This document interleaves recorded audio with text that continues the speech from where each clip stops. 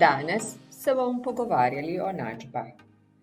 Da je tehtnica v ravnovesju, mora biti na levi in desni strani enaka masa. Tudi pri enačbah je podobno. Enačbe lahko prikažemo na več načinov.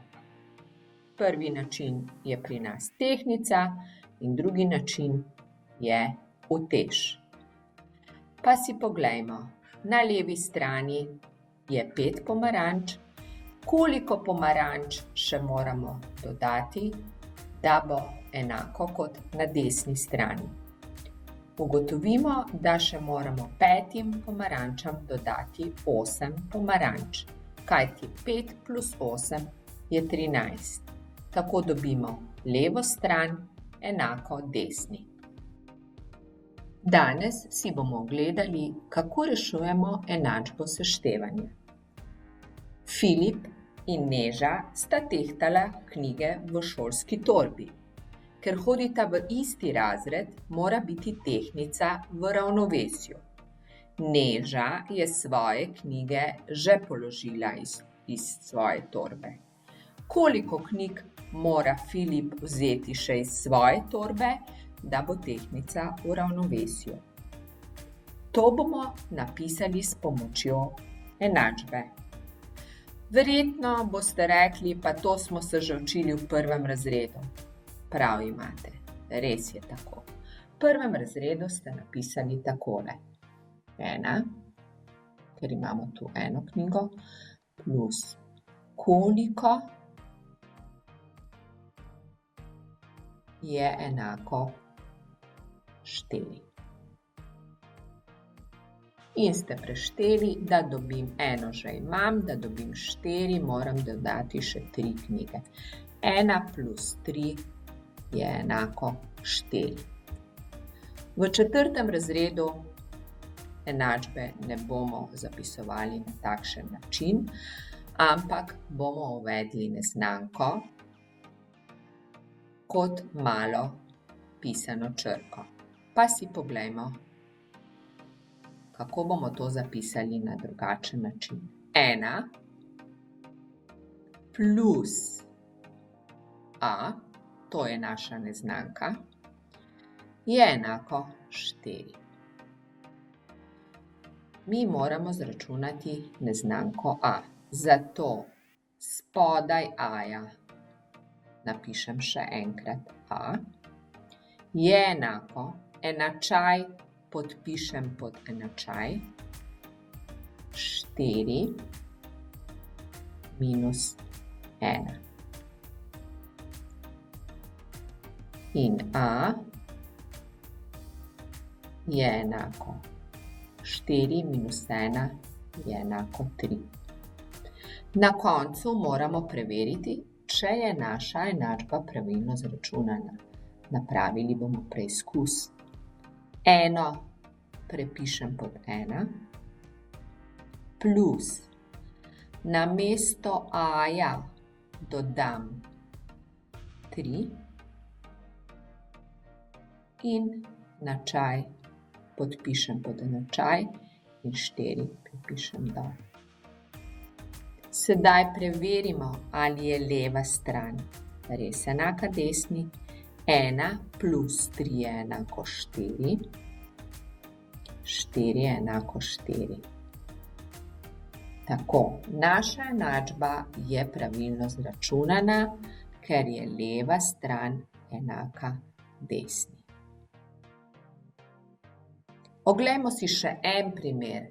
Tokrat bo naša neznanka na prvem mestu in določimo recimo neznanko b. b plus 7 je enako 15.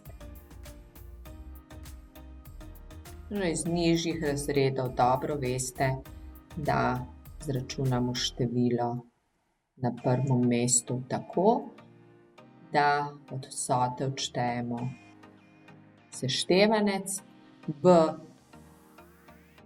kot neznanko prepišemo, pod je enačaj podpišemo in 15 minus 7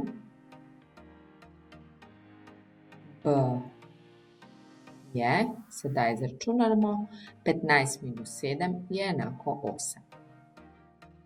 Obvezno na koncu naredimo preizkus. Namesto b-ja vstavim 8, prepišem plus 7 je enako 15. Preverimo, ali sta obe strani enake. 8 plus 7 je 15, res je. 15 je enako 15. Ugotovimo, da je leva stran enaka desni. Tokrat tega ne bom pisala. In oglejmo si še en primer z neznanko x, z malo višjimi števili. 13 plus x je 20. X izračunamo tako, x podpišem pod x, enačaj pod enačaj. Da od vsote odštejem prvi seštevanec minus 13. X je 20 minus 13 je 7. Napišemo preizkus. 13 prepišem plus prepišem. Namesto x vstavim 7 je enako 20. Ali je temu res tako? 13 plus 7 je 20 in 20 je res enako 20. Leva stran je enaka desni. Enačbo smo pravilno izračunali. In na koncu naredimo povzetek. Za enačbe je značilno, da imajo neznanke. V našem primeru je neznanka y. Lahko zapišemo katerokoli črko abecede. Pri enačbi je pomembno, da je zapis urejen. Neznanke pišemo pod neznanke in enačaje pod enačaje. Na koncu priporočamo, da naredite tudi preizkus.